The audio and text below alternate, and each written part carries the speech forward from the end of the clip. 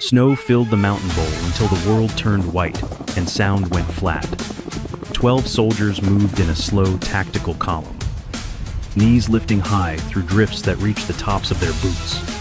Captain Daniel Brooks set the pace from the front, while his map stayed tucked under a clear sleeve. The line kept interval by feel, more than sight, as visibility slid toward 15 meters. Lieutenant Julia Monroe walked the middle and checked sectors with calm hand signals. Staff Sergeant Noah Kane floated the gaps, reading posture and distance, then nudging people back into the right spacing. Private First Class Emma Bennett kept the handset close to her chest and tried to shield it from the wind.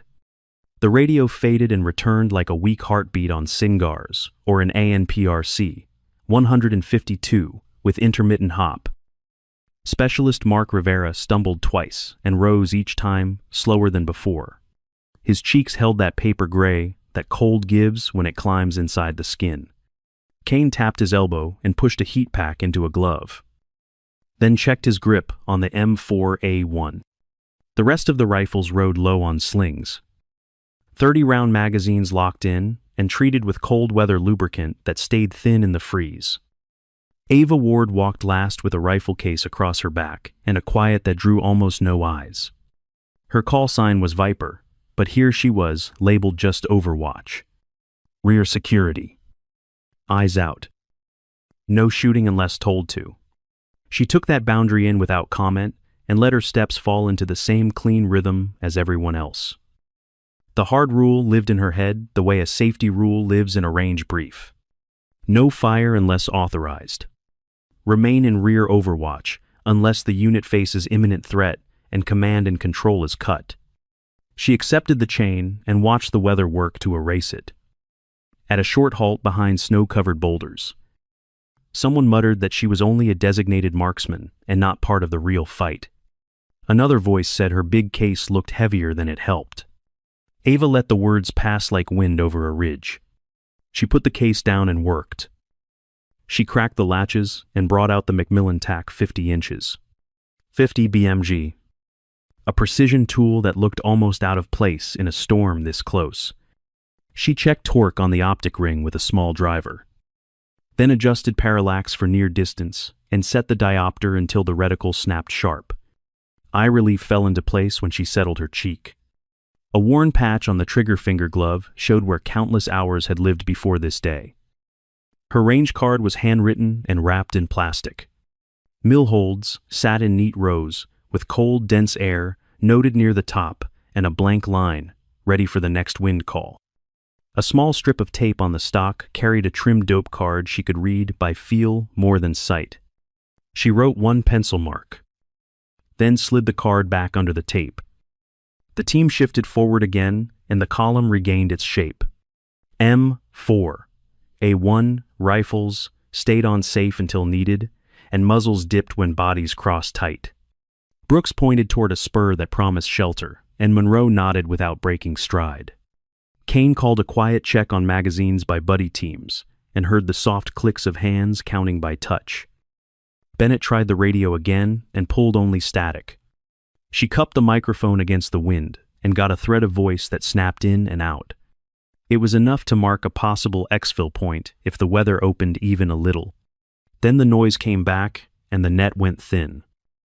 Ava drifted to the rear boulder at each pause and built the same small nest. She laid the TAC 50 across a pack, confirmed natural point of aim, and dry fired once to feel a clean 3.5-pound break. The selector stayed on safe while she logged movement and wind in a notebook that rode high in a chest pocket. Snow crystals in the lee of the rock told her more than the air on her face. She watched the tree line for the way shapes point when they listen. She watched muzzle bloom bend in the gusts and measured the gap between bursts. She looked for the ridge where bodies tilt their heads to hear a voice that carries. She saw a line form in that direction and filed it in her notes. Calories burned like paper in a trash fire. Breath frosted before it left the balaclava and fell in crumbs that stuck to the collar. Rivera began to move like a man whose battery sat at the last bar. Kane shifted him inward, where wind cut less, and put a steady hand on his pack. The storm narrowed the world to a tunnel, and the tunnel got shorter. 15 meters felt like a wall at the end of a hallway that kept shrinking. The team used every rock and tree to steal a little cover and a little concealment. The path to the exfil point ran under their boots, but the mountain wanted them to miss it. Ava kept her lane. Rear Overwatch meant eyes, not noise. She checked eye relief again because small things mattered when big things failed. The worn glove patch touched the trigger for a breath, then lifted away because the rule still held. Kane called a short halt, and Brooks broke the column into a tight perimeter with boulders for bones. Monroe reset sectors, so arcs met but did not overlap. Bennett swapped a radio battery with hands that shook and then steadied when the new one seated. Rivera tucked his chin into his collar and drew 2 slow breaths that did not fix the cold but pushed it back for a minute. Ava folded the bipod and stood to move, then paused to tape a fresh pencil line on the stock. Wind shifted left to right, and she wrote the change in short numbers she would remember even if the page blew away. The dope card sat smooth under the tape, like a promise she would keep if told to. She closed the case halfway so the latch would not ice. The whiteout pressed close, and the noose feeling tightened, even as no one spoke it. The ground rose in small steps that felt bigger with each minute. The exfil point sat somewhere ahead, where the map said it should be. But the storm tried to turn the map into myth. The unit kept moving, quiet and deliberate, because that is what disciplined soldiers do when the weather votes against them. Ava lifted the rifle again and felt the stock settle into the same place it always did. She checked the optic to make sure the glass stayed clear and the reticle stayed true. The rule still lived in her head, and she honored it. She scanned the rear arc and waited for the next signal to move. Ready to be only what she was labeled. Ready to do only the small things perfectly until something larger was required. The wind pressed fine snow into every seam of fabric until gear felt heavier than it looked. Ava Ward used the lull to triple-check the Macmillan TAC 50 inches. 50 BMG without fuss or show. She settled behind a boulder and let Bone carry the rifle's weight while she confirmed natural point of aim. Muzzle stayed disciplined. Safety on. Eye relaxed behind glass that filled with a crisp reticle. She verified eye relief so the sight picture ran edge to edge with no shadow. Parallax went to the right mark for a mid-distance engagement in thick air. Her finger found the trigger and she dry-fired once to feel a clean 3.5-pound break. The striker fall was a tiny click swallowed by the storm. Ava opened a small notebook sealed in plastic and updated a handwritten range card. She noted cold, dense air, a barometric pressure line trending down, and drift patterns that carried snow left to right. Millholds sat in neat columns with room for quick pencil updates. The dope card taped to the stock got the same treatment with short, blocky numbers. Snow crystals at the edge of the boulder turned into wind vanes if you looked closely enough. Ava watched how they hopped and spun along the stone before lifting off. The motion told her more than a weather report could offer in this valley.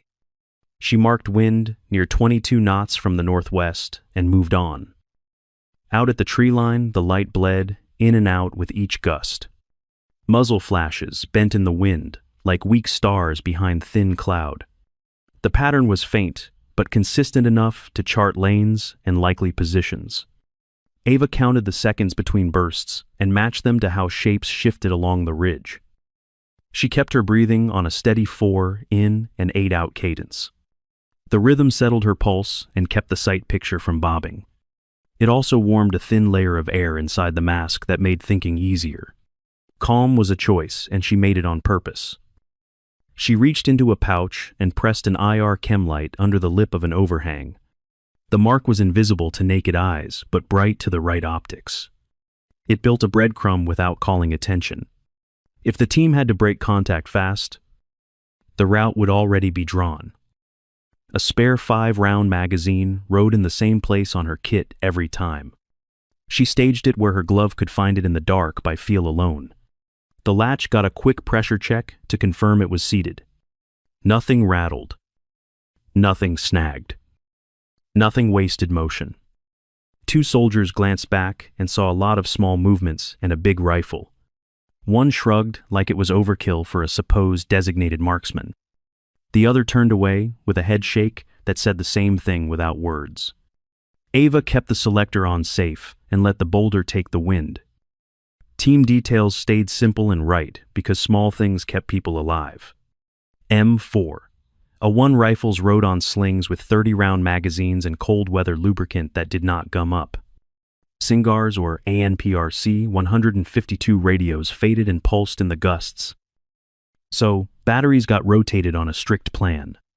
Gloves preserved trigger feel and eye protection, fogged at the edges, which meant steady clearing by swipe and tuck. Staff Sergeant Noah Kane moved down the line and checked hands, faces, and posture. Lieutenant Julia Monroe called minor sector nudges with 2 fingers and a nod. Captain Daniel Brooks stared into the white and made distance with patience, not speed. The element held a quiet shape as the storm wrapped tight around it. Ava's awareness ran ahead of her rank, and she did not need to say so. She watched where bodies at the tree line turned their heads when the wind dropped for a breath. That tilt pointed towards slightly higher ground on the far side of the clearing. Orders flowed from that pocket like ripples from a stone. Her cheek settled again on the stock, and the reticle found a stable float. She blinked once and checked parallax a second time because the air kept changing. A short pencil line went on the dope tape where her glove could trace it later without light. The numbers were not perfect, but they were close enough to matter when seconds got thin. Bennett fought the radio in the wind shadow and coaxed a flash of signal. The net said little and then went back to snow. Kane touched Rivera's shoulder and slid him into the windbreak without breaking the line. Brooks lifted a hand, and they all took one step forward, as if tied by a cord. Ava looked once more at the crystals along the rock and at the faint muzzle bloom across the way. She checked that the bipod legs were locked and that the sling did not drag across anything sharp. The selector stayed on safe because the rule still applied. Calm and restraint did not slow her down. They set the floor for speed later. She capped the pencil and tucked the notebook away. Her gloves brushed the tape on the stock and felt fresh graphite press into the fibers. The tape held a final hint in tight print for anyone who knew how to read it. Wind hold near 1 mil left and elevation near 0.7 mil at 300 meters, with a 100-meter zero written clean for when quiet turned into action. The trail narrowed as the whiteout thickened and the column bent around a line of snow-covered boulders. Captain Daniel Brooks raised a glove, and the 12-soldier element slid into a temporary hold near the planned exfil point. Interval closed to what the weather allowed, while muzzles stayed down when bodies crossed. The world beyond 15 meters was a moving wall of gray. Lieutenant Julia Monroe moved through the center with quiet hand signs and a steady face. She assigned sectors with 2 fingers and a nod, then checked that arcs met without overlap. Her map stayed tucked, but the terrain was read by memory and touch. Each rifleman shifted a boot length to seal a seam in the perimeter. Staff Sergeant Noah Kane ghosted the gaps the way good NCOs do when time runs short. He ran a fast ammunition check by buddy teams and marked anyone who needed a magazine later. He tugged sleeves and adjusted hoods to keep heat trapped where it mattered. Cold weather layers were set tight, but the wind still found edges. Specialist Mark Rivera showed the kind of fatigue that does not ask permission. His hands shook as he reset the sling on his M4A1, and his lips held the gray of a candle snuffed too fast. Kane slid him into the wind shadow and pushed a heat pack into a glove. He stayed on the line because everyone did. Private First Class Emma Bennett fought the Singar's net and then tried an ANPRC 152 that would not stop fading. She shielded the handset against the gusts and coaxed a few words before it went to snow again. Battery management turned into a rhythm of swaps and pocket warmth. The storm ate radios the way it ate distance. Ava Ward took rear overwatch and made herself part of a fallen pine and a high drift like she had drilled it 1,000 times. She carried the Macmillan TAC 50 cold and on safe, with the bolt closed on an empty chamber until she needed it to be more.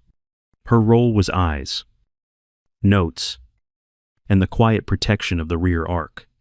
She did not argue with labels because work speaks louder. The move to the hold site stayed textbook in a way that only trained soldiers can make it. The element approached in a tactical column with spacing by feel, then collapsed into a tight defensive cluster that used the boulders and tree line for cover and concealment. M4, A1, rifles sat on slings with 30-round magazines that had been treated with cold weather lubricant so nothing gummed. Face protection fogged and cleared in a cycle that took patience and habit. Ava scanned without hurry and without the need to narrate what she saw. Faint muzzle flashes bloomed through the wind like dull stars that leaned a little left before they died.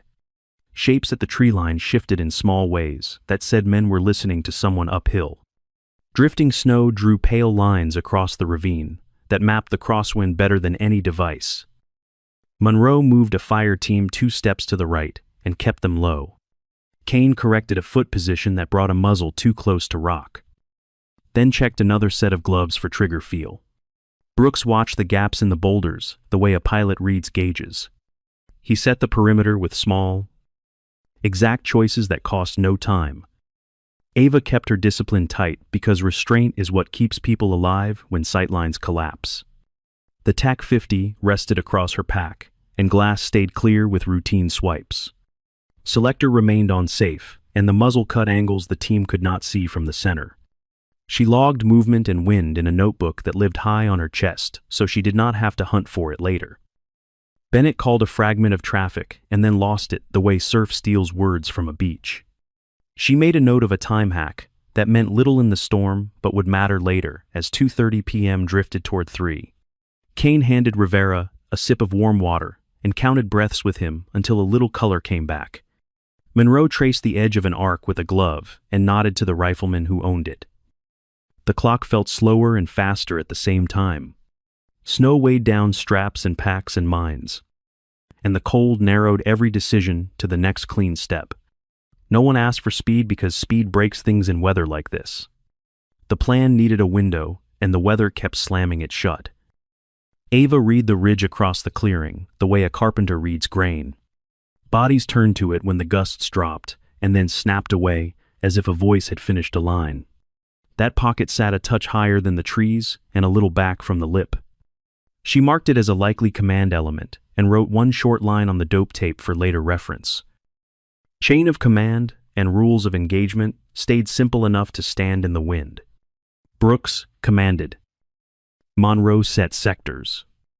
Kane enforced the basics that keep rifles and people working. Ava awaited authorization to fire, unless the unit faced an imminent threat and command and control had been cut. The storm did not change the rule. It only tested it. Glove discipline mattered in small ways that add up when fingers go numb. Triggers were felt, not slapped. Magazines were checked for seating by tug rather than hope.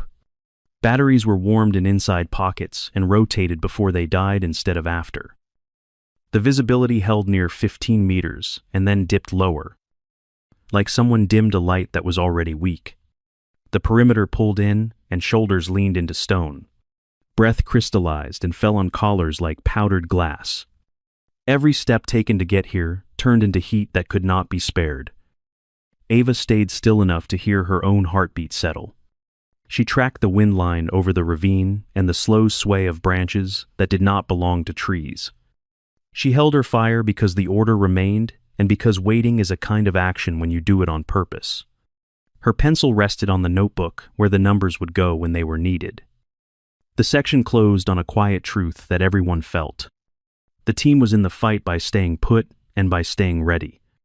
Ava was in the fight by watching and by writing and by keeping a cold rifle safe until it had to be more. Across the clearing, a pocket of higher ground gathered decisions that would come their way. And she saw it first, then chose not to shoot.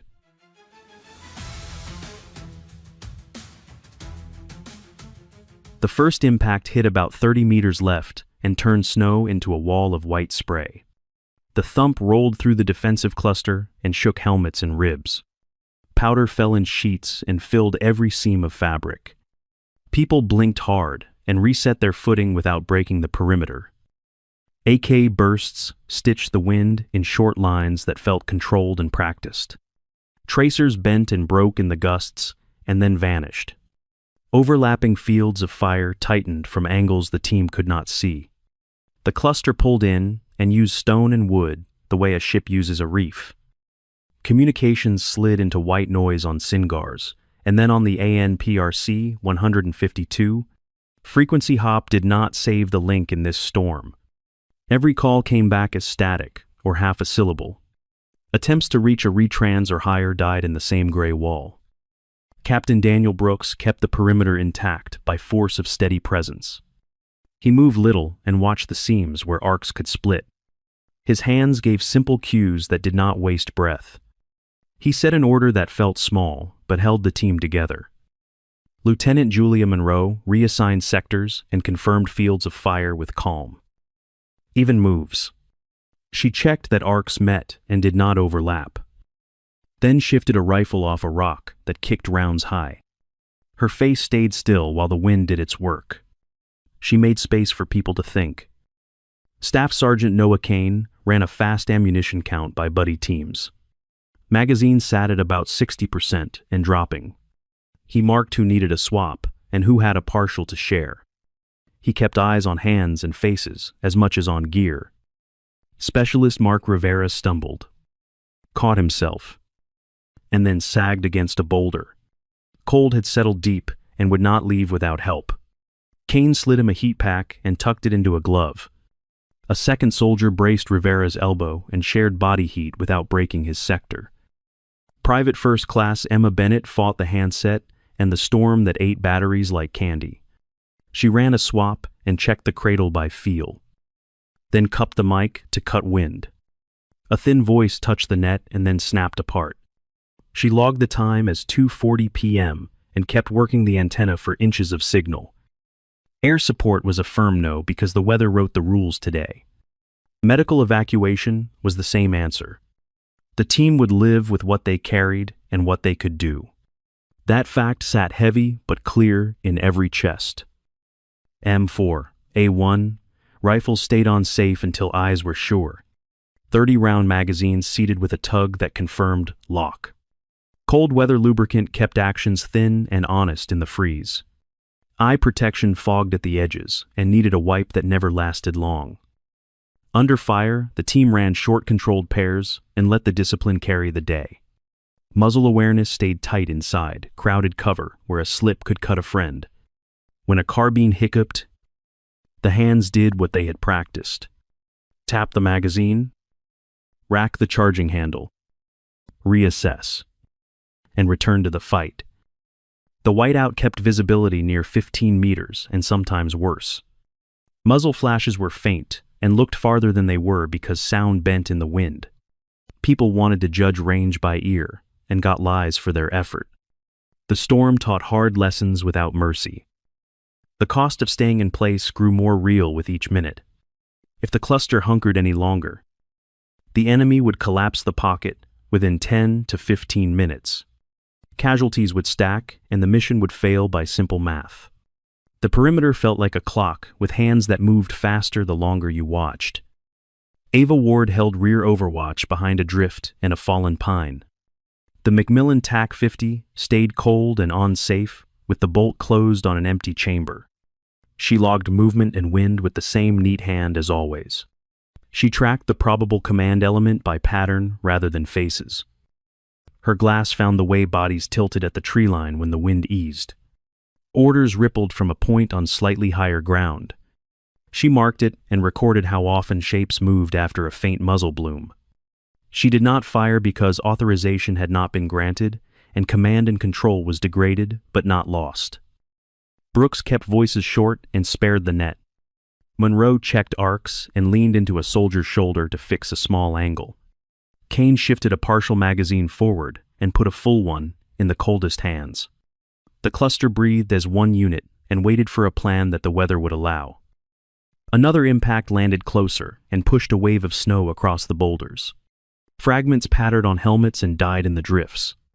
People checked themselves and their neighbors and then reset grips. The line held because it had to. AK bursts came in sets that hinted at a push and then faded. The pattern looked like a tightening noose rather than a rush. The enemy had time and numbers and terrain, and they were not in a hurry. They pressed without exposing their center. Bennett tried another battery and got half a call sign before the voice dropped. She marked 3:05 p.m. and shook feeling back into her hands. The handset lived under her chin and inside her collar to steal a degree of warmth. She kept trying because that is what specialists do when the link is life. Rivera slipped again, and this time stayed down for 2 breaths. Kane crouched behind him and lifted his sling clean over a boot so it would not tangle. He put the rifle back into Rivera's hands and set his shoulder against a rock. The sector did not go dark. Ava watched the ravine for crosswind and the slight twist of drifting snow that marks a gap. She felt her breath settle into 4 in and 8 out and held to it. The selector stayed on safe and the muzzle cut arcs only she could see. She waited because the rule was still the rule. The whiteout made sound, lie about distance and direction. Shots that were close felt far, and shots that were far echoed in your chest. The team learned to trust sight and touch more than ear. The learning cost time that they did not have. Kane called another ammunition check, and the numbers slid toward 50%. The drop was steady because fire discipline was holding, but it was a drop all the same. He planned a redistribution across buddy teams and kept 2 magazines in a pocket under his coat so they would not go brittle. He worked the basics because basics win fights. Monroe moved 2 rifles by half a step to close a seam that only she could see. She put a knee on a sling that drifted high and would have lifted a muzzle in the next gust. Her maps and lines were in her head now, and her head was right. She kept people from shooting where friends might be. Brooks did not overtalk and did not overreact. He kept his eyes and his mind on the next 3 minutes. He knew the window would open or it would not, and that the team had to be ready either way. His stillness made room for thinking under pressure. Ava pressed a pencil mark against the tape on her stock and wrote 1 small line. She noted the timing of a distant burst and the shift that followed at the tree line. The command pocket across the clearing flexed and then stilled. It waited like a stone in a current. The storm grew heavier, and the air felt like it was closing its hand. The circle tightened with patient force. Time moved slow and fast together in the way it does when risk climbs. The unit held fast and knew that without a change people would die. And the knowledge sat on every shoulder like fresh snow. The whiteout pressed close and turned distance into guesswork while the perimeter held its quiet shape.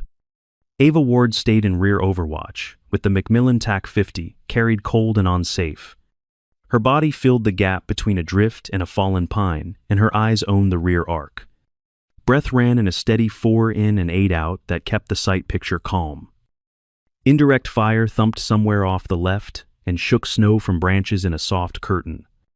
Rifle fire skimmed rock in flat snaps that came and went with the wind. Inside that noise, Ava's hands moved in the same order they always did. She checked bolt throw, confirmed natural point of aim, and set the glass so the reticle sat clean. Captain Daniel Brooks kept control of the perimeter with shorthand cues and a quiet posture. He prioritized sectors that mattered and let silence do the rest. Lieutenant Julia Monroe adjusted fields of fire until overlaps were confirmed and blind spots were minimized. The cluster was tight, practical, and balanced against the weather. Staff Sergeant Noah Kane tracked ammunition by buddy teams and spoke in short phrases that carried more through a gloved tap than a voice.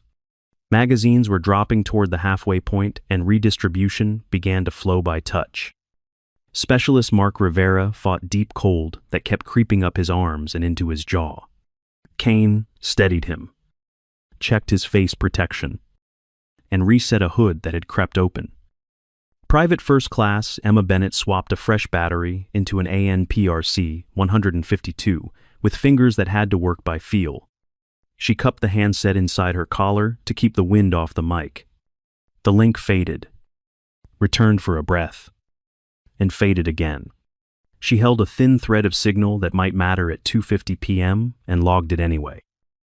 Ava performed baseline duty with clinical precision and no wasted motion. She slid to a shivering rifleman behind a boulder and steadied his stance without breaking his arc. Her glove tapped his forearm to cue short bursts with a clean trigger press and a reset you could feel. The carbine settled into controlled pairs that stayed on target without burning ammunition. When another rifle hiccuped, the fix was the one that gets taught until it lives in muscles. Tap the magazine to confirm seating. Rack the charging handle with a firm pull. Reassess the sight picture. And return to controlled pairs. Cold weather lubricant stayed thin and honest, even as frost tried to creep under dust covers. Eye protection fogged at the edges and was cleared with quick swipes that never took the muzzle offline. Ava kept her own weapon discipline tight and boring in the best way. The TAC-50 rested across a pack, with the crown clear of snow and the optic capped between scans. Selector stayed on safe until the reticle was on target, and the decision line was crossed. She logged movement and trends in the small notebook that lived in her chest pocket, so the pencil never had far to travel. She watched how faint muzzle flashes bent in gusts, and how they came in patterns that did not match random fire.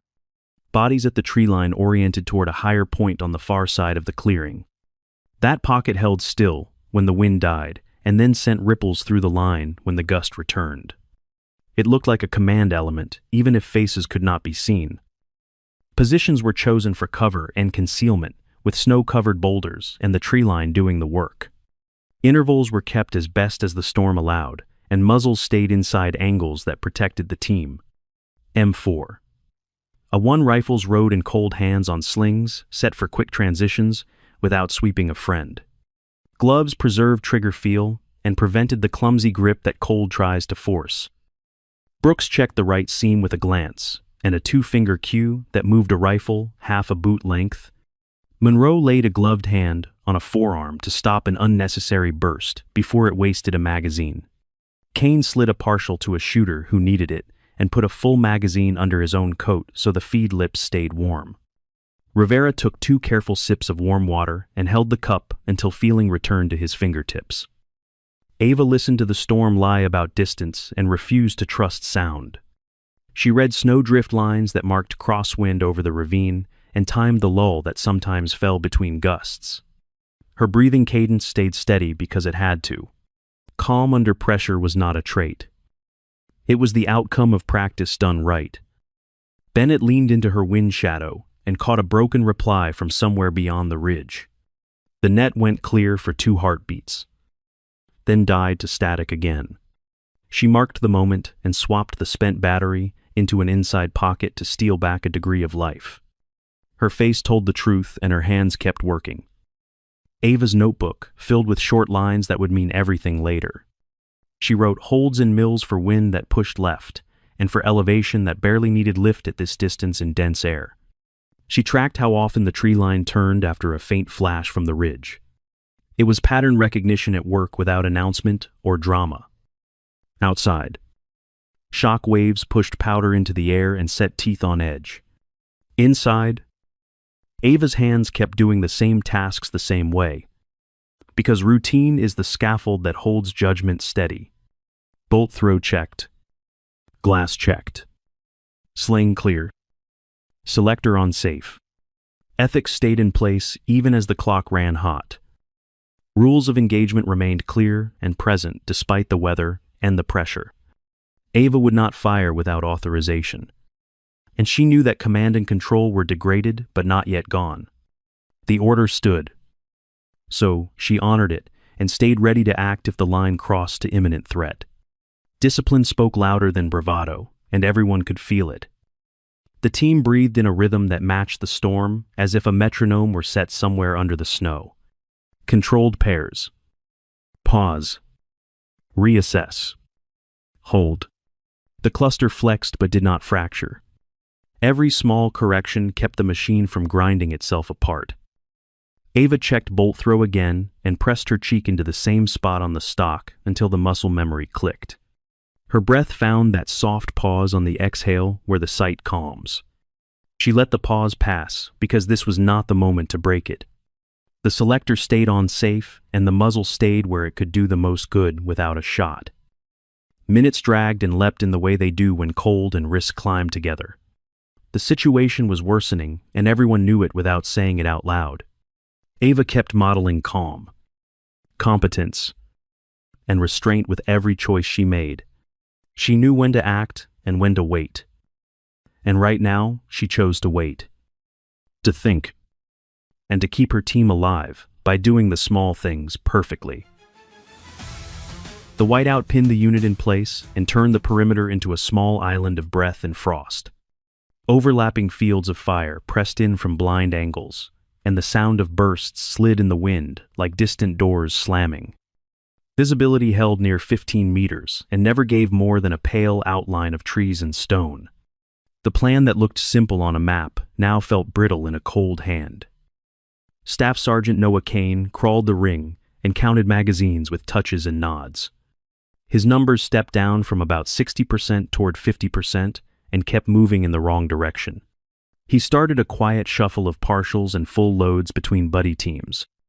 Every swap bought minutes, not comfort. Captain Daniel Brooks stayed still and held the shape of the defense with short cues and steady eyes. Lieutenant Julia Monroe kept sectors clean and prevented arcs from kissing each other under stress. The circle still closed, no matter how neatly they set it. The weather took what it wanted, and time began to fold. Air support remained a hard no because the ceiling was a rumor and the valley was a bowl of milk. Medical evacuation sat in the same column as wishful thinking. The radios added insult by rolling to white noise on SINGARS and on the ANPRC 152 even with hop. Emma Bennett changed a battery and got only a hiss that sounded like the storm laughing. Ava Ward lay behind a snowdrift and a fallen pine with the Macmillan TAC 50 carried cold and on safe. She owned the rear arc with her eyes and her notebook, while the rest of the line strained at the front. She watched patterns rather than faces because the weather bent vision and sound in bad ways. She did not fire because the rule still sat on her shoulder. She tried to request fire authorization with a brief, correct call that would not waste a syllable. The net collapsed in her ear and handed back half of a word and a rasp of static. She tried the retrans path and got the same answer dressed in different noise. The line that should grant permission was gone. The ethical hinge clicked into view like a sight picture that finally steadied. Rules of engagement mattered because they kept people honest when fear tried to lead. The unit had the right to act in self-defense when command and control were cut. The question was whether they were cut enough that waiting would kill friends. Concrete math did not care about feelings. Enemy elements were inside 70 meters and closing with the patience of hunters who knew how to read snow. The likely command element sat across the clearing on slightly higher ground at about 300 meters. She inferred it from how bodies oriented and how orders rippled through movement after each faint muzzle bloom. Realistic sensory cues did not flatter anyone. Sound bent and lied. So a close burst felt far, and a far burst shook the chest. Muzzle flashes were faint and displaced by wind that kept shifting from the northwest. Ava ignored faces because they did not exist in this soup, and instead read timing and angles the way she was trained to read them. She confirmed 3 factors in a quick inner checklist before she crossed any line. Command and control were degraded beyond use for the decision she needed. The threat to the unit was imminent because the pocket would collapse within minutes at the current rate. A precise, measured shot could remove the enemy commander and break the assault at its spine. Ava slid into a firing position with no wasted motion and let bone take the load. The snowdrift and the fallen pine turned into a rest that matched training muscle for muscle. Her optics sat where it should. Eye relief set, parallax corrected, and glass clear against a dark reticle. The dope card on the stock waited with space for one more pencil note. She kept muzzle discipline honest and the selector on safe while she built the shot. Natural point of aim came first because anything else would cost when the heart thumped. She seated a 5-round magazine and verified a clean chamber by feel and sight. The gloves preserved trigger feel because they were chosen for this day and this job. She wrote a quick pencil line on the stock tape where her glove could find it later. Wind left near 1 mil. Elevation near 0.7 mil at 300 meters with a 100-meter zero in cold, dense air. The numbers were not perfect. But the shot did not need perfection to change the math. Her body settled into a bone-supported position that would let the rifle return to the same point after recoil. Breath cadence stayed 4 in and 8 out because a metronome calms chaos. Heart rate slid into the low 50s and made the reticle float in a slow, predictable drift. Panic lives in fast beats, and she had no use for it. The wind from the northwest pushed near 22 knots and deserved respect. She held near 1 mil into that full value push and lifted the reticle near 0.7 mil for elevation.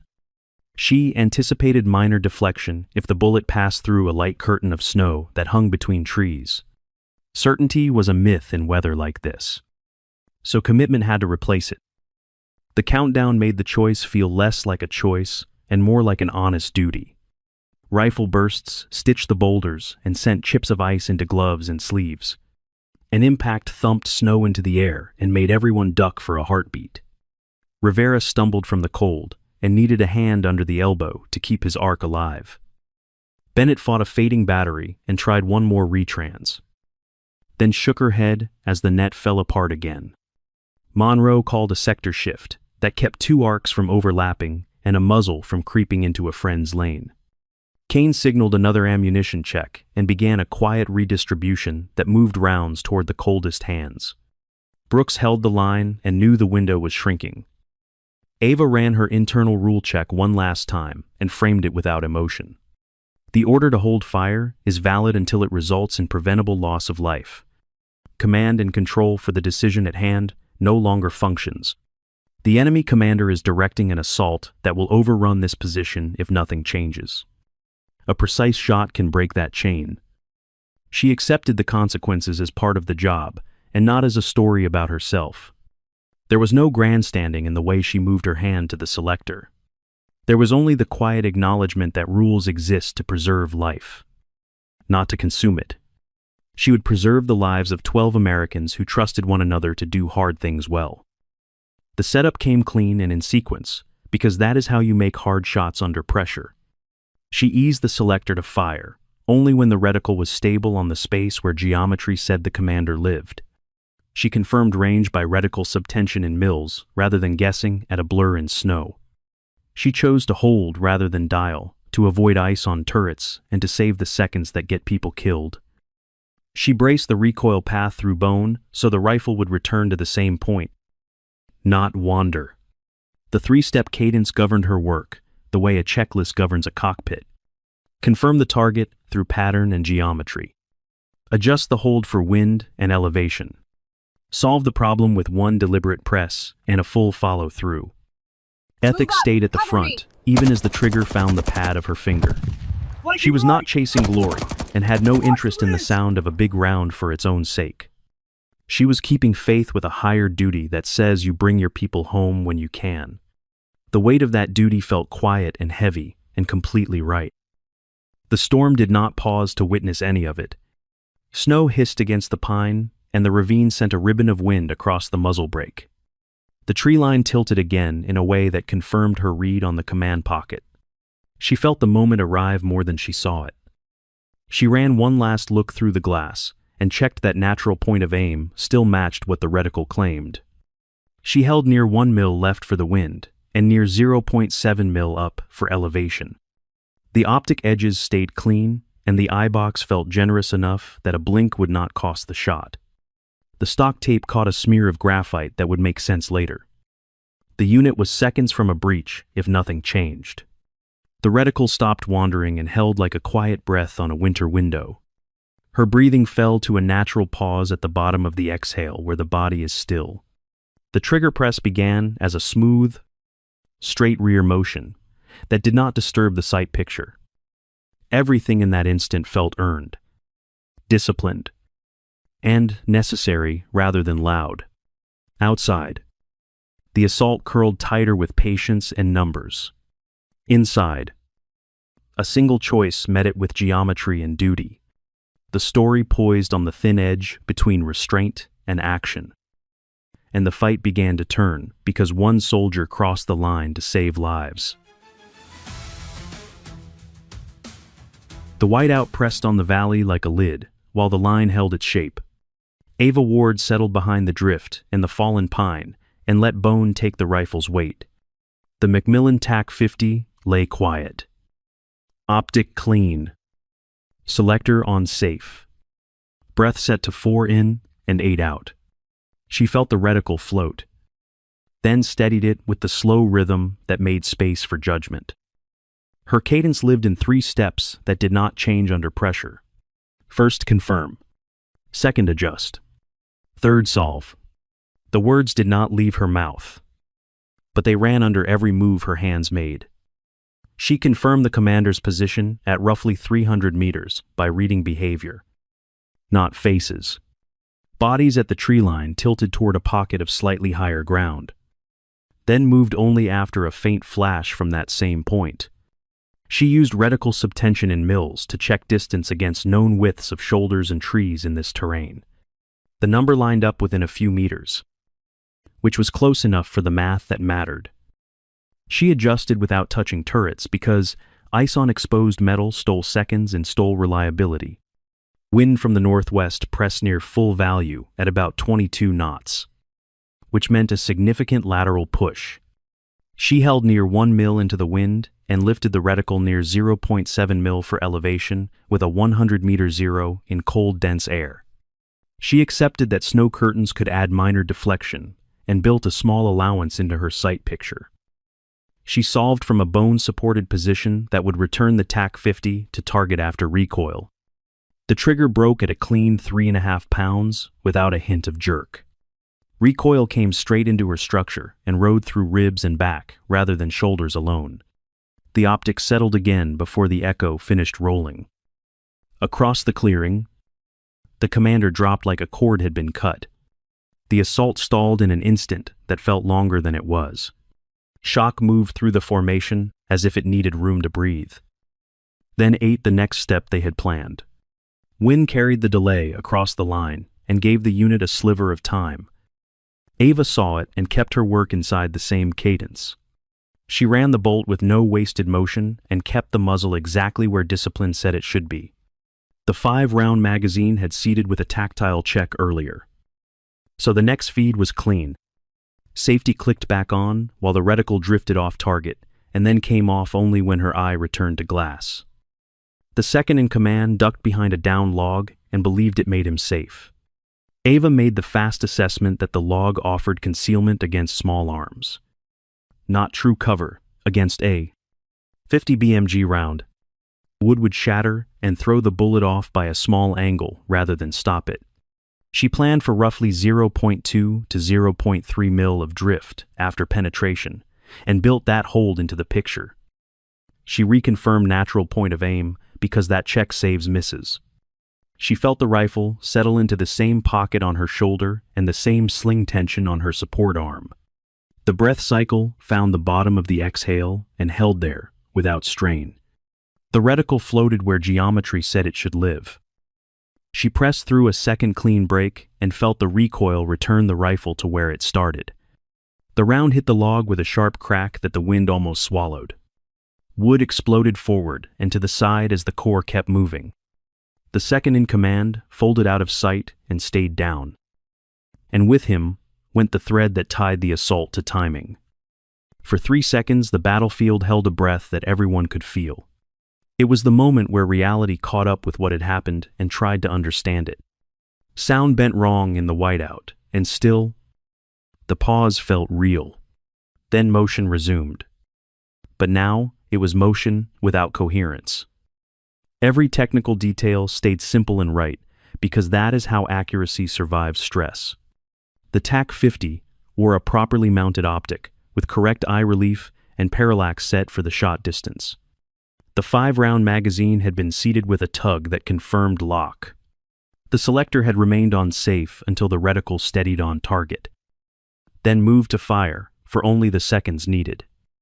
Ava kept muzzle awareness tight and stayed inside the rules of engagement by acting under imminent threat as command and control had collapsed for her element. She read wind using the behavior of snow crystals at the edge of her cover. She noted the way faint flashes bent in gusts and how that shift matched her earlier estimates. She wrote a quick pencil update on the stock tape, so the wind and elevation holds would live in the after-action review. Captain Daniel Brooks kept the perimeter steady and did not surrender shape to surprise. His eyes tracked the cadence and the control rather than the noise. Lieutenant Julia Monroe recognized the mill-based range confirmation and the choice to hold instead of dial to save time under ice. Staff Sergeant Noah Kane noted the flawless bolt work and the way the rifle returned on target without drama. Specialist Mark Rivera and Private First Class Emma Bennett felt the concussive report of a 50 BMG in their ribs. Even so, the blast seemed contained by Ava's position and body mechanics, and it rolled away instead of punching inward. They were stunned that someone acted when the storm ate voices. They were more stunned by how it looked when it happened, with no wasted movement and no panic. 3 compact metrics framed the difficulty without burying anyone in jargon. Distance sat near 300 meters. Wind held near 22 knots from the northwest. Visibility stayed near 15 meters while sound bent and gave false reads. The recoil was heavy but returned straight. The muzzle blast rolled, but the storm dampened it. And the flash was muted by snow while the brake controlled gas. Ava thought in patterns and geometry rather than noise. She held for wind in mills, lifted for elevation, confirmed stability, and pressed the trigger straight to the rear. She did not chase heroics because the job was to remove the link that made the assault coherent. The result was a visible shift in power as enemy elements scattered and discipline cracked. Brooks kept control of sectors with short, clipped lines and did not overtalk the net. Monroe checked overlaps in the blind and kept arcs from crossing where they should not. Kane continued ammo redistribution by buddy teams, now that pressure was easing. Ava did not step into command that was not hers. She kept spotting patterns, spoke in the 1 or 2 lines that mattered, and stayed in her lane as a long-range Overwatch. Correct post-shot actions followed as if written into muscle. Ava tracked through recoil to confirm impact, then held the reticle steady long enough to spot any need for a correction. She ran the bolt, checked the chamber by feel when the second opened a beat of time, and put the safety back on when the glass came off target. She logged temperature, wind estimate, elevation hold used, and impact result in 2 spare lines. She swapped a magazine position in her kit so the next feed would be easiest to reach by touch. She kept her heat management steady by closing the jacket collar after the shot rather than letting sweat freeze. Her breathing rhythm did not change, because the same rhythm that steadied the first shot steadied the space that followed. The routine protected decisions when adrenaline tried to write new rules. Ballistics and weather stayed inside the borders of what real rifles do in real air. The 50 BMG carried serious velocity at 300 meters, which meant good effect on target while still respecting drift. Snow curtains could turn a near-perfect line into a near miss if you asked too much of them. So she planned for small deflections rather than ignore them. She chose effect on the command chain over a perfect center hit because that choice saved time and lives. The team's emotional tone reset from resignation to focused work in the space of a few breaths. They did not cheer or break discipline. They settled into cleaner arcs and cleaner bursts because now the fight had room to be professional again. Ava stayed almost anonymous and used that anonymity to keep scanning for the next angle. Her eyes went back to glass with the selector on safe because safety off target and safe on target would have been backward. She watched how the tree line came apart when the head was gone from the body. She saw groups that had been one shape slip into three shapes and point in three different directions. She listened for the kind of call that could knit them back together and did not hear it. Brooks sent a small reposition that pulled the cluster out of a bad angle without opening a new one. Monroe confirmed that two sectors still met where they should, and that no fratricide risk had crept into the edges. Kane used the lull to finish a redistribution that left two rifles ready when the others went to reload. The element regained initiative on the ground while the storm still tried to take it away. Ava wrote down one more wind note and a slight drop in gust strength that might matter if a third shot became necessary. She did not chase it. She left it on the tape where it would wait like a line on a map. The breathing stayed even, and the rifle rested across the pack, with the crown clear of the snow. The enemy did not break all at once, but the line of their advance lost its spine. Where there had been a rhythm, there were only short pushes that died without follow-through. Where there had been an angle, there was only a crowd that could not decide which way to turn. The space that opened felt thin, but it was enough to use. Bennett caught a sliver of net and got a fragment back that confirmed the world had heard them. She let out a breath she had been holding since the first impact and wrote the time as 3:10 p.m., even though she could not feel her pen. Rivera kept his arc and found a stance that his legs would honor for more than a minute. Kane checked fingers and toes with a brief touch and moved on. Ava's job did not change because the fight had tilted. She stayed where Overwatch belongs and let the glass do what it was built to do. She scanned for the kind of counterpush that sometimes follows a shock. But the tree line held no such discipline now. She placed her attention on the pockets where a new leader might rise and kept them marked in her mind. She ran another check on natural point of aim, because habits keep mistakes small. She breathed again through 4 in and 8 out. And the world shrank to a circle of clarity inside a field of white. The TAC-50 looked large in that space, but it felt light because its work had been exact. The team's work felt light too, because fear had a smaller voice now. Brooks kept the voice of command small and precise. Monroe ran the geometry of sectors as if she were drawing lines on a board no one else could see. Kane stayed with logistics and safety, which is the heart of any fight that lasts more than a minute. That rhythm pulled the unit back from the edge where cold and pressure had been trying to push them. Ava let the moment breathe and then captured what it meant in 3 short notes for the after-action review. Distance near 300 meters. Wind near 22 knots from the northwest. Visibility near 15 meters with sound bending. Those numbers would teach someone later why doing the small things right under pressure is not luck. She thought once about what the shots had changed and then put the thought away. Thinking about effect too long gets in the way of seeing the next problem. Pattern and geometry. Wind and elevation. Confirm and adjust and solve. The sequence stayed ready in her head without demanding attention it did not need. The enemy command structure was now a gap rather than a center. Their assault collapsed into confusion that ran like water downhill. The United States element stood on firmer ground because someone had removed the piece that made the enemy's plan work. They finally had room to plan an exfil that might carry them through the weather. Ava left the selector back on safe and kept her cheek near the stock without committing to glass for more than a few seconds at a time. She stayed still enough to be part of the drift and the pine, yet alert enough to be first to see any shape that mattered. Breath stayed even. Shoulders stayed low. The rifle waited. She was ready to act again if needed. But the point had been made without a word. Elite skill looked like quiet choices made in order. Not noise. It looked like mill holds written in pencil and a reticle that came back to the same place after recoil. It looked like a team that gained a sliver of time and space to live because someone knew how to turn math into survival. The storm did not care and did not stop.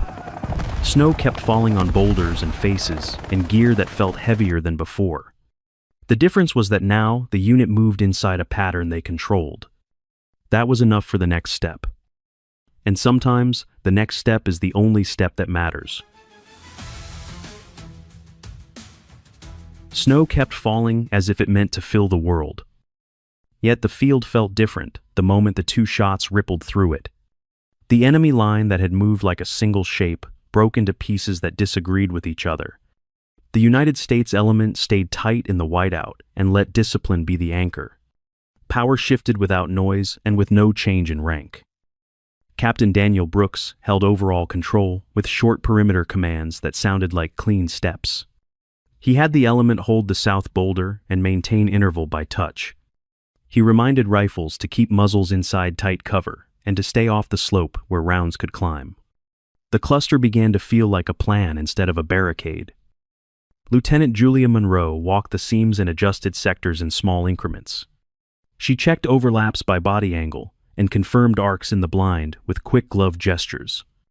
She prevented fratricide by pulling two shooters a half pace apart so their lines did not cross near the tree line. Her movements were quiet geometry in layers of cold. Staff Sergeant Noah Kane ran ammunition status by buddy teams and carried numbers in his head like a second map. He moved partial magazines to the shooters who needed them most and kept full loads warm under his coat. Small problems got fixed fast because small problems become big ones in cold wind. He put his hand on a shoulder when a glove crept toward a trigger without intent, and the reminder stuck. Ava Ward stayed in her Overwatch lane and still managed to influence the field. Her lines were precise and minimal and came only when they mattered. She called a ravine approach on the east that had gone unnoticed in the blur of snow. She marked a shallow dead space on the south boulder that could hide a push and then return to glass. Commands sounded like soldiers, not speeches. And they worked. Brooks called hold south boulder. Monroe adjusted 2 left. Kane covered the ravine. Burst went to a 2 count that told everyone the team meant to conserve rounds and control breath. A stovepipe on a carbine appeared like a problem and vanished like a drill. The shooter ran tap. Rack. Reassess without being told, and then went back to short pairs. Kane tightened a sling for faster shoulder transitions so the rifle could work both sides around stone.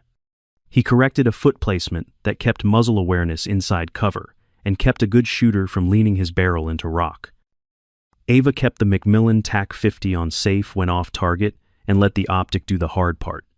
She scanned with glass, logged 2 lines in her notebook, and closed the cover with a steady hand. Breath stayed on a 4-in and 8-out rhythm that kept the reticle smooth even when the wind lied. Calm made information useful and voice precise. The team began to move like one organism again. Breathing steadied into a cadence that matched the weather and not the fear. Fire control tightened and cut waste without anyone saying the word. The perimeter became a plan rather than a circle, and that difference kept the cold from feeling personal. Communications came back in small, believable steps, and not all at once. Private First Class Emma Bennett got a thin thread of signal on an ANPRC 152 after a battery swap and a short shift behind the boulder. A fragment from Overwatch 7 reached her, and she answered with trained muscle. She called for authentication and waded through the hiss. Security on the net stayed clean. Overwatch used a code word challenge to confirm the asset without exposing a name. And Bennett relayed it. Confirm Raven. 6 present came soft through noise. Captain Brooks replied with a correct response, and a tone that did not waste words. Affirm Raven. 6 operational. No one used the call sign that did not belong on an open net. Radio traffic remained sparse and professional because empty talk wastes oxygen and heat. Overwatch advised that weather limits stayed hard and that no air support was inbound yet. The element needed to stabilize and prep for exfil options when a window opened. Respect began to crystallize around form rather than story. Brooks glanced toward Ava's position once, then stayed in his lane because command sits where it sits. Monroe recognized the geometry in Ava's spotting and mirrored it in sector assignments that cut angles rather than chase shadows. Kane noted the clean bolt work and the way Ava placed information exactly where it helped and nowhere else. Specialist Mark Rivera and other riflemen reflected the shift by syncing their short bursts to the metronome of breath. They held fire when lines were unclear, because discipline beats noise in Whiteout. The tone changed in a way you could feel more than hear. The unit stopped bleeding time and started buying it back. Technical details kept their footing because reality demands it. M4. A1. Rifles with 30-round magazines rode on slings set for quick transitions and stayed on safe until eyes were sure. Gloves preserved trigger feel, while eye protection fogged at the edges in the wind and needed occasional clearing. Radios ran SINGARs, or ANPRC, 152, with intermittent signal and careful battery management tucked under jackets. Positions used cover and concealment from snow-covered boulders and tree line that rolled like a low wall in the storm. Intervals were maintained as best as conditions allowed, because space is safety when bullets move. Ava's Macmillan tack, 50 inches. 50 BMG stayed a precision tool, employed with mill-based holds and a dope card on the stock. Safety went on when she was off target, and off only when she was on target and ready. Pattern spotting kept upgrading survival in quiet. Steady increments. Ava called a likely counter-push lane that threaded a shallow depression toward the north arc. Then let Monroe make the move. Monroe shifted a fire team to cover it without creating overlaps that risked fratricide. Kane staggered reloads, so 2 rifles did not go cold at once and kept magazines staging in warm pockets. Brooks authorized a micro-reposition that pulled the cluster out of enfilade by inches that mattered. He did it with a hand signal and a look that said, "Keep it small." The language stayed plain and unadorned. The leadership lived in small decisions that stacked and not in lines that echoed. A brief moment of human steadiness made the cold feel less sharp. Rivera got a hand on the shoulder and a calm line about breathing and counting shots that he could follow. Bennett heard the net clear for 3 seconds and squeezed in a precise check that confirmed no friendly forces were forward of the ravine. Kane gave a nod that meant stay with it. We are back in rhythm. Wind dropped for a heartbeat and then returned, and Ava noted it without acting. She wrote the change on the stock tape with a quick pencil mark and let the next gust prove the adjustment right. The point was not to chase every tick. The point was to keep the picture honest when a real choice came. Brooks maintained overall control and watched for the moment when a route and a window could meet. He spoke in short perimeter commands that cut confusion down to 1 beat at a time. Monroe kept pressing arcs into clean shapes and stopped gaps from reopening. Kane kept logistics at the front of the fight, because full magazines and warm fingers are tactics when the mercury falls. The enemy at the tree line showed their new shape by accident. Stray bursts replaced coordinated pushes, and small clusters moved without a shared purpose. A pair of figures tried the shallow dead space on the south boulder and ran into a sector that was already waiting. Another group hovered near the ravine and then backed away from a line that had just strengthened. Ava stayed on safe and worked the optic rather than the trigger, because influence is not always a shot. She called the ravine to Kane with 1 sentence and let him translate it into rounds and posture. She called the shallow depression to Monroe and watched a rifle slide into it like it had always belonged. Her voice was reserved for what mattered, and it carried because it was rare. Bennett eased the handset under her collar again and let the battery live in the warm place against her chest. She checked times in natural spoken form and logged that the thread held at about 3:20 p.m. Overwatch sent 1 more line that the window might open and then went quiet to listen. The radio felt like a lifeline rather than a burden for the first time in an hour. Kane found a shooter whose sling fought his shoulder transition and fixed it with a twist that turned the rifle into a faster tool. He kept fingers moving so no one locked up. He swapped a partial into a slot where a full had been and prevented a rifle from going dry at the wrong second. He worked the line like a mechanic with a living engine. Monroe crouched beside a young rifleman whose eye protection had fogged at the edges and taught him how to clear it without lifting his cheek. She redrew his arc with a glove and made sure he could see the line in his mind, even when he could not in the storm. She moved on before he could say thanks because time is expensive in weather like this. Her face stayed steady and the steadiness spread. Brooks watched the south boulder hold and then rolled his focus to the east ravine that Ava had called. He saw the same small signs that she had and trusted the lane that Monroe had covered. He did not rush the next step and did not speak more than he had to. Control does not always sound like volume. Ava logged 2 more lines in the notebook that would become training for someone she would never meet. Wind, orientation shifts, and the timing between flashes that no longer matched a plan. She felt the rifle rest across the pack and let the breathing cadence stay easy. She knew that restraint buys options when storms try to sell panic. Step by step, the status change became real and not just a feeling. Enemy movement at the tree line turned into disorganized motion that did not know where to land. Bursts came from guns that were talking to themselves rather than to a net. The United States element shifted from defense to controlled stability that could think. They were ready to plan an exfil but would wait for the window rather than rush into new fire. The valley still held risk the way cold holds bone. But risk now had shape and edges that discipline could touch. The team stood on those edges and did not look down. They looked at each other and at the work. Ava kept glassing with the selector on safe and her breath even and steady. She stayed part of the drift and the pine and let her voice remain a tool used in measures, not in sprays. Her notes were short and legible, even with numb hands, because practice writes through weather. She held space for the next decision, without chasing the last one.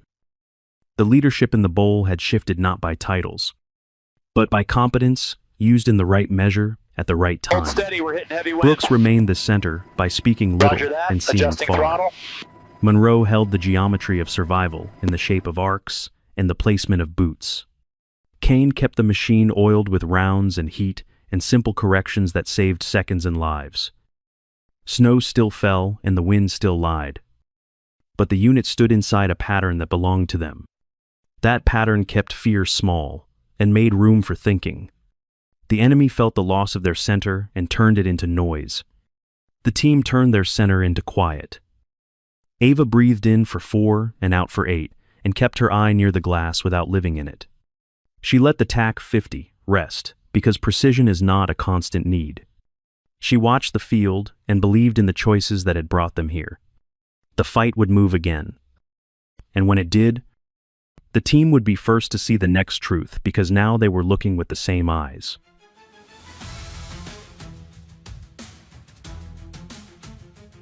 The moment the enemy command snapped, space opened like a thin seam in heavy ice. Captain Daniel Brooks caught it first and moved without raising his voice. Lieutenant Julia Monroe folded sectors inward to seal the nearest gaps while keeping lines clean. Staff Sergeant Noah Kane counted magazines by touch and started moving partials to hands that would need them on the route. Ava Ward stayed in rear Overwatch with the Macmillan TAC 50 on safe and the bolt closed on a clean chamber. She scanned for a counter-push and spoke only when the picture sharpened. A ravine ran shallow along the east with a wind line that could hide a staggered file. A pocket of dead space hugged the south boulder where a short team could vanish for 10 steps. Brooks turned the seam into a plan that everyone could carry at speed. The concept was simple and strict. Ride the ravine hard. Feint on the eastern arc with 2-count bursts.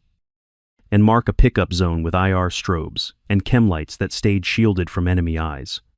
No one overtalked the net and no one moved before arcs were confirmed. Monroe drew the exfil lanes on the ground with posture and gloves. She set the staggered file, kept interval as terrain allowed, and reminded muzzles to point down when bodies crossed tight. Short halts would check arcs and confirm that sectors still touched and did not overlap. The Whiteout held near 15 meters and punished every sloppy angle. Kane pulled partial magazines from warm pockets and palmed them into the right kits. He checked gloves for trigger feel and pulled a loose sling into a position that made shoulder transitions faster. He did not let 2 rifles go cold at the same time. Every exchange saved seconds later, when seconds would matter most. Ava watched the tree line for the kind of surge that follows shock and saw only noise. She called pattern cues in short, exact lines that fit between bursts. The ravine line was clean for the next 30 meters, and the south boulder shadow stayed quiet. She kept the selector on safe because discipline buys options and ego burns them. The weather worked against them in visible ways. Wind gusts shoved drifts over footprints and erased confidence with each step. Snow blew off rock faces and made ghost movement where none existed.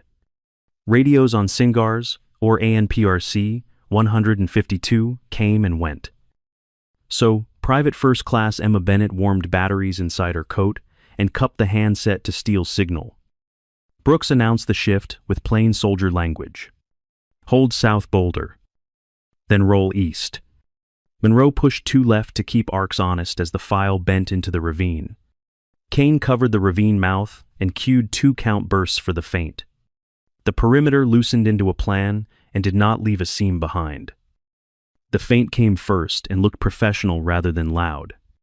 A designated position on the eastern arc sent a 2-count burst into the wind to disguise movement without wasting ammunition. Smoke came out only once, and only to screen a single angle. And even that risked sheer in the gusts. The rest of the team moved on a quiet mark that felt like a shared breath. The staggered file flowed down the shallow ravine with intervals held by feel. Muzzles went down when boots stepped across bodies and came back up, the moment lines cleared. Short halts confirmed arcs and adjusted feet so no barrel dragged against stone. Eye protection fogged at the edges and needed quick swipes that never broke muzzle awareness. Bennett caught a thin thread and made it count. She shifted half a meter behind a boulder. Keyed the ANPRC 152 and heard Overwatch 7 through static. Authentication came first. Then a single line that the weather remained hard and no air support was inbound yet. She logged the time as about 3:25 p.m. and tucked the battery back to warm. Ground marks went live in the pickup zone only when the file approached. IR strobes faced inward, not outward. And chem lights stayed shielded under gloves. Until the birds were committed, the marks formed a T that crews knew how to read even in a whiteout. No visible cues were offered to the tree line unless you wore the right glasses. Aviation entered the bowl on the edge of what was safe. 2 UA-60M Black Hawks worked the approach with crews who had flown days like this and respected them. Pilots briefed wave-off criteria and held a power margin for the instant where sight would betray them. They promised to transition from instruments to visual only when solid ground references showed, and not a second sooner. Cockpit talk stayed plain and believable. Power set. Visual references in sight. Whiteout cues. Wave off if no visual by the gate. Committing. The aircraft circled once to test references. Then committed to a short landing that would not give the storm time to change the rules. Rotors churned snow into a new whiteout that forced calm. Slow movement on the ground. Sergeant Jackson, crew chief, ran the ramp like a checklist, with hands and eyes that had done this before. Door gunners scanned the tree line and called light movement, but held fire for positive identification. Brooks kept the perimeter tight, while Monroe confirmed no friendly forces were forward of the ravine. Kane managed ammunition and staggered reloads, so no 2 rifles went silent together. Casualties moved first, because that is how you keep people alive.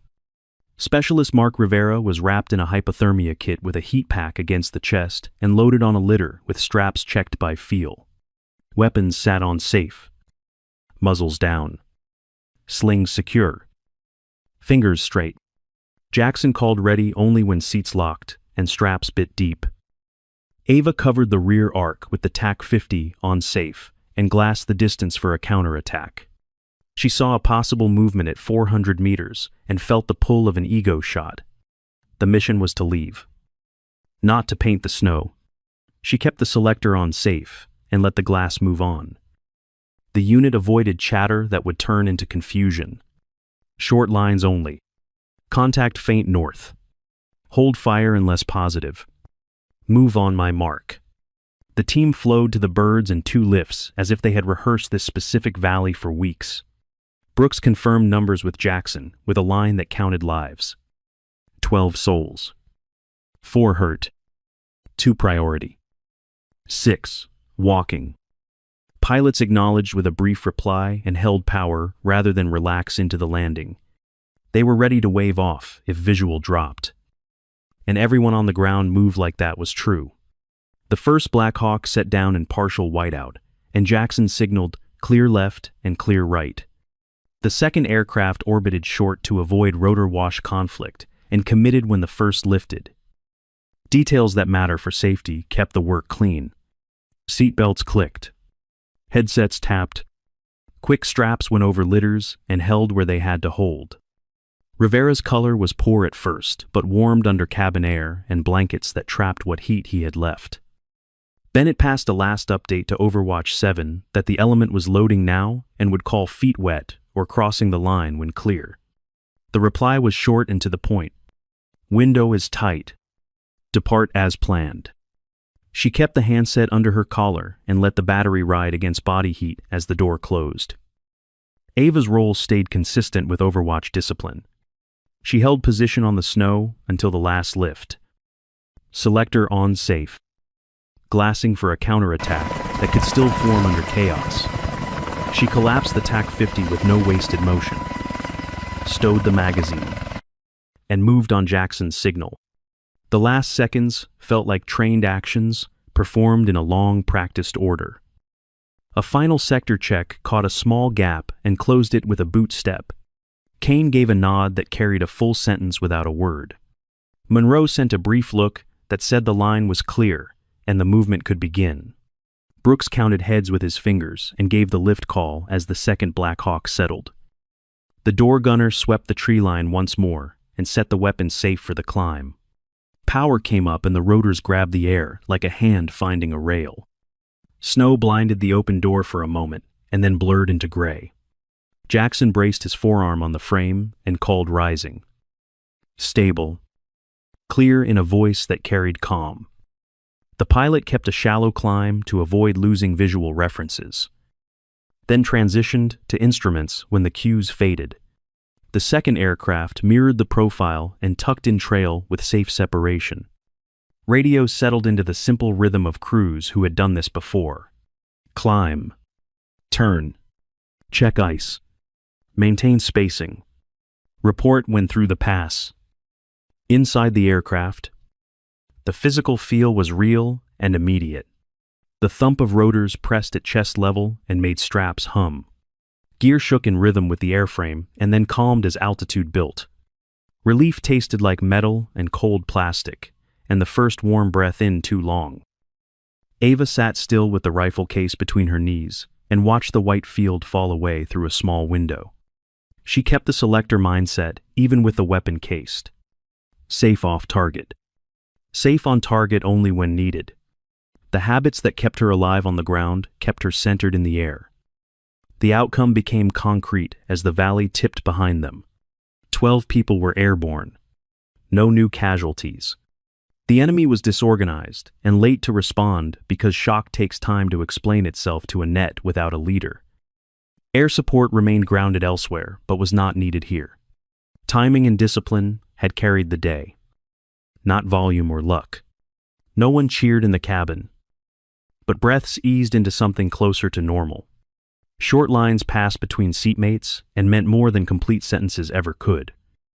Bennett's shoulders dropped as the radio cleared for a few seconds, and Overwatch confirmed receipt of status. Kane allowed himself one look at his team, and then turned back to the basics that never change. Water. Heat. Check, fingers, and toes. Brooks kept his headset on and eyes on the map for the shortest path through the weather. Monroe logged a quick note that the ravine route had worked as advertised, with sector coverage holding under movement. She marked the feint's timing and the way it disguised motion without burning magazines. She closed the notebook and let her head rest against the seat for 2 breaths. Then she looked forward again because the day was not finished. The first aircraft called the pass clear and the second confirmed spacing. The door gunner relaxed the grip while keeping the scan alive. Jackson rechecked straps with a firm tug that made clicks under gloves. The cabin warmed by degrees until faces found color again. Ava let her breath fall into a normal rhythm and wrote 3 lines that would become part of the after-action review. Wind near 22 knots from the northwest. Hold near 1 mil left. Elevation near 0.7 mil at 300 meters with a 100 meter zero. The pencil scratched in small letters that did not waste space. She kept the same ethical frame, even now that the crisis felt smaller. Use only what is needed. Move only as fast as reality allows. Trust the small procedures that stack into survival. The exfil had not been luck. It had been competence, coordination, and the quiet choice to value procedure over noise. The aircraft crossed out of the worst of the weather and leveled toward a secure base that felt like another planet. The mountains fell behind in white folds that hid what had just happened. The team did not need to speak about it yet. They sat with the work and let the work speak to them. The last image was simple and deserved to be. White mountains slid by under 2 helicopters that had flown the line and stayed inside their margins. A crew chief gave a small thumbs up that said the straps held and the people did too. A team rode home together because they did the small things right when it mattered most.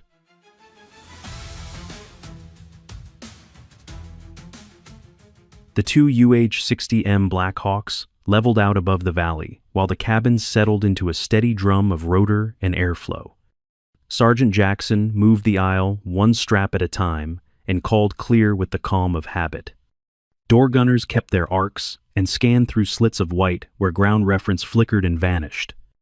The pilots rode instruments through patches of whiteout and waited for honest cues before trusting the windows. Captain Daniel Brooks stayed on a headset and kept radio rhythm short and calm. Overwatch 7 asked to confirm Raven 6 present, and Brooks replied with the same steady tone. Affirm. Raven 6 operational. No names were used on the open net and no details were offered. The conversation returned to weather, route, and fuel in 3 lines that fit the mission and nothing else. Private First Class Emma Bennett sent a brief status that matched procedure and time. Feet clear of terrain at about 2:30 p.m. Estimated landing at about 3:15 p.m. She warmed the handset against her collar and tucked the spare battery into an inner pocket. The net stayed sparse so crews could hear what mattered. Weapons sat on safe with muzzles down and slings secure as the adrenaline bled away. Specialist Mark Rivera lay wrapped in a hypothermia kit, while a medic checked skin color and kept a hand on a carotid pulse. Staff Sergeant Noah Kane worked down the bench and counted fingers and toes with quick taps.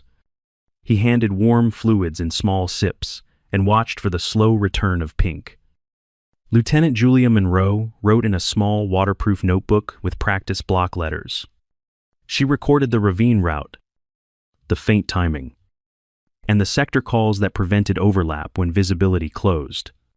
Her pencil capped with a gloved thumb after each line to keep the tip from snapping in the cold.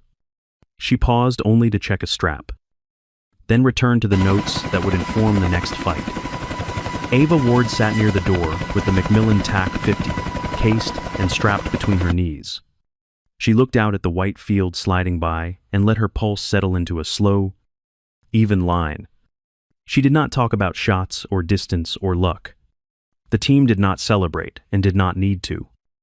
Relief felt like steady air and the sound of engines holding power. Breathing evened out along the benches until voices returned to normal volume. Gloves loosened 1 notch and then tightened again because the cabin could still chill fast. People leaned back against armor plates and let the quiet do most of the work. The landing came in light snow that made the runway look soft and endless. Ground crew guided the birds with shielded lights and moved slow to keep references honest. Jackson braced at the door and called clear left and clear right as skids touched. The pilots flared, settled, and kept rotors turning while the ramps dropped. Medical personnel met the aircraft at the ramps and took Rivera first with a litter and warm blankets. 2 lightly injured soldiers followed and moved under their own power with a hand on each elbow. Brooks stepped to the edge and accounted for 12 people, stating 4 hurt and 2 priority. Jackson and the gunners handed off safely and walked the aircraft to parking with brief hand signals. The flow stayed simple and correct from ramp to building. Safe weapons. offload, accountability, move to debrief and medical in that order with no steps missed. Ava was escorted to a small room where a doctor checked for early hypothermia and cold injury. Capillary refill was timed at the nail bed and sensation tested with a light touch on fingertips. Dexterity got a quick check with a pen cap and a zipper pull. The exam stayed routine and professional while the doctor reminded her that cold takes a toll even on the best. And Ava answered that she was fine, focused, and steady. In the debrief room, the language returned to facts and sequence. Brooks spoke to weather, terrain, and the ammunition status that had trended toward half. Monroe outlined communications, failures, and the sector geometry that prevented fratricide when the window opened. Kane gave the ammunition flow in numbers and minutes, and noted the moment the enemy command structure failed. Overwatch 7 met Brooks off the main net and kept the conversation inside the walls that handle secrets. Raven 6 was confirmed as a protected asset who operates as Overwatch in austere environments. The mission covered her insertion, and the element provided escort and survival depth without being told the full file. Identity and nickname were not to be used outside controlled channels, and capability would be discussed only in training contexts. Brooks processed the briefing in silence, until the only things left were the parts he could control. Training stays sharp. Trust is earned again tomorrow. Duty continues in simple, repeatable steps. He nodded once and asked for weather updates rather than anything that sounded like story. Ava met Brooks in a quiet corner, where the air smelled like hydraulic fluid and wool. She did not give a speech. She credited the team for holding sectors, for ammo discipline, and for buying time that allowed 2 shots to matter. Brooks kept the reply on results and said that 12 people left that mountain, that 2 shots created space, and that discipline carried the day. Her background came through in a clean paragraph that fit the file and nothing more. She trained through the Special Operations Target Interdiction course, now known as the Special Forces Sniper course, under Master Sergeant Raymond Walsh.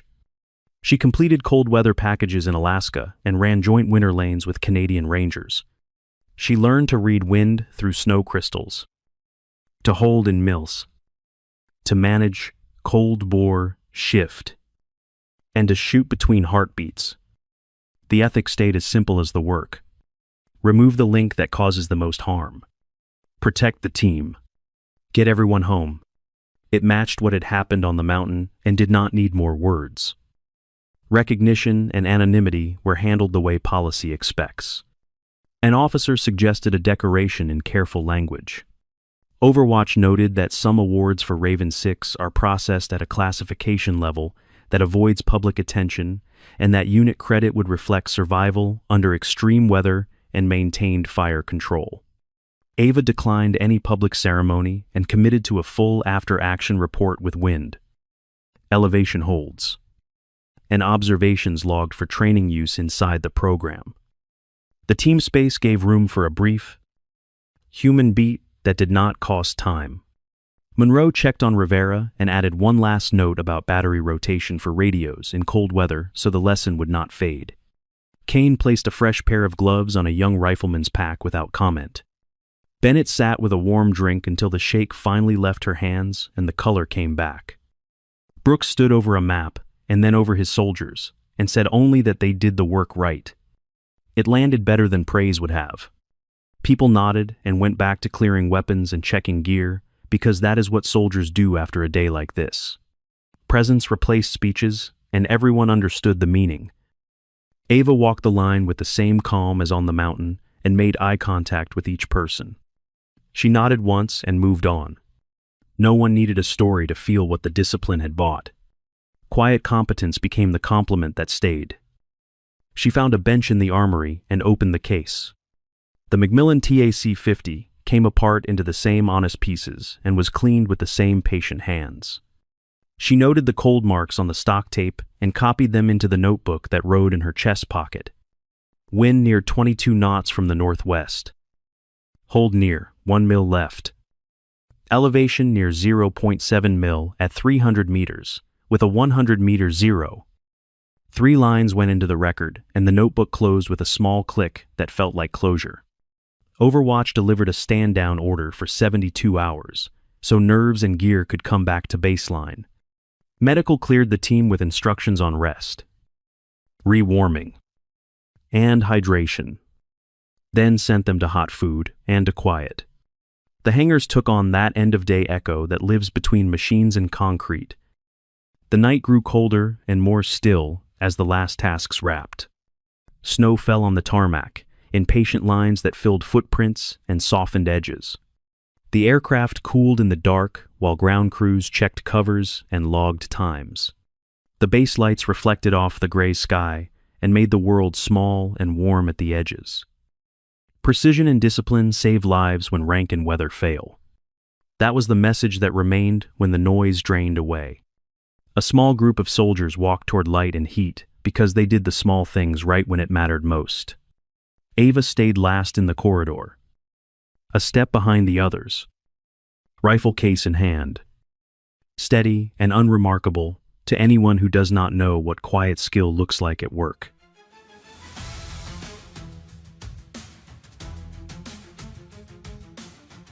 The aircraft hum fades to a low haze, and the base lights settle into the night like steady beacons. The snow is quiet now, and breathing finally matches the calm. We are off the mountain, and the work has been handed to warm rooms and routine checks. This is the place for a simple question that matters. When orders go silent and time is almost gone, do you hold the line or act to save lives? That choice sat heavy in the cold, and it sits here now. It is not about noise or swagger. It is about judgment, duty, and the kind of courage that lives in small, exact steps.